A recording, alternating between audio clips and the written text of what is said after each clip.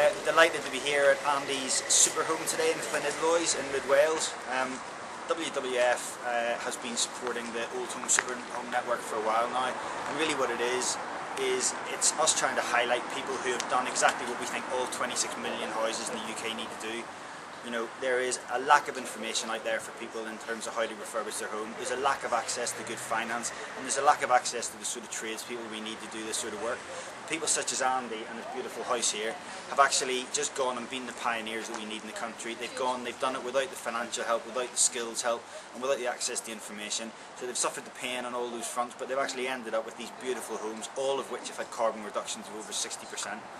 And the reason why this is important is we have such a scale of a challenge ahead to fight climate change, and our homes have to be at the front of that. We can make deep and immediate carbon cuts by retrofitting our homes, but we need to take action and take it quickly.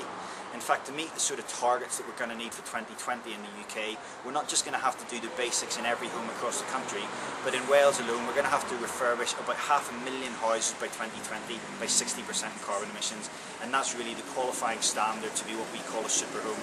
You have to cut your carbon emissions by a full 60%. And that isn't just the basics. Lofts, cavity walls doesn't get you there. We need to be thinking about how to make sure these homes are as efficient as possible, as well insulated and airtight as we can make them, and then looking at renewable energy systems to pop on at the end, only after we fix that first bit around efficiency.